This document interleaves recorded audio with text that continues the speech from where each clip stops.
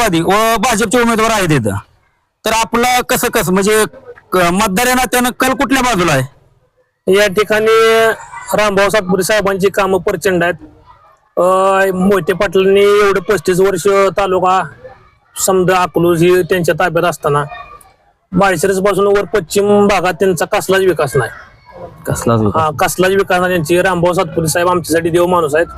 त्यांनी कित्येक कामे केली, ती रस्त्याची कामे असू द्या, पुन्हा सभा मंडप असू द्या, पुन्हा कित्येक लोकांची गुडघ्याची ऑपरेशन आहे ती. माझ्या चुलत्याचं सतीश काळेचं 8 लाख रुपयाचं किडनीचं ऑपरेशन त्यांनी केले. आमच्या गावाला अशी 10, 15, 20 म्हणलं तरी ऑपरेशन त्यांनी केलेले आहेत. सातपुतेला जे तालुक्यात आरोग्य देत असं म्हटलं जातं, हे बरोबर आहे? बरोबर. म्हणजे तुमचे बाबा मिळत गावात कामं त्या पद्धतीत झाले आहेत आणि विकास कामं, रोडची कामं हे काय बाकीची?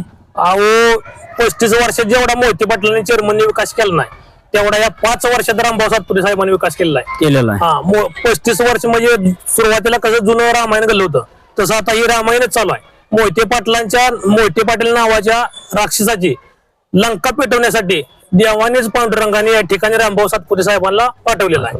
आणि या ठिकाणी मोहिते पाटला या लंकेचे दहन रामभाऊ सातपुते साहेब केल्याशिवाय राहणार नाहीत. ठिकाणची सर्वसामान्य जनता, गोरगरीब जनता पूर्णपणे रामभाऊ सातपुते साहेबांच्या पाठीशी खंबीरपणे उभा आहे. संग्रामनगर जिल्हा परिषद गटाचे उमेदवार कोण आहे ते तुम्हाला माहित आहे का? संग्रामनगर झेडपी गणात 12 गाव आहेत. त्या 12 गावात मेघा रामचंद्र कचरे हे भाजपकडून उभा आहेत. त्यांची लोकसंपर्क या पूर्णपणे गावात भरपूर आहे.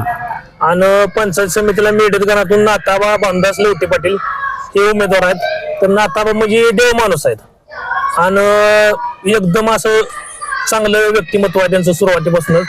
पुन्हा या वाहिल्या 5 वेळा त्यांनी कधी पाहिलेलं नाही. तो माणूस सुरुवातीपासून 35 वर्ष गावासाठी झटलेला माणूस आहे. त्यामुळे नाताबा लवटे पाटील ही 100% निवडून येणार आहेत. आणि झेडपीचे उमेदवार आहेत मेघा रामचंद्र कचरे, ह्यांचा पण भरपूर अशी पाहुणी लोक आहे, यांची पण भरपूर अशी विकास कामे या संग्रामनगर गटात आहेत. त्यामुळे भाजपची दोन्ही सीट पूर्णपणे 100% लीडनं निवडून येणार आहेत या ठिकाणी.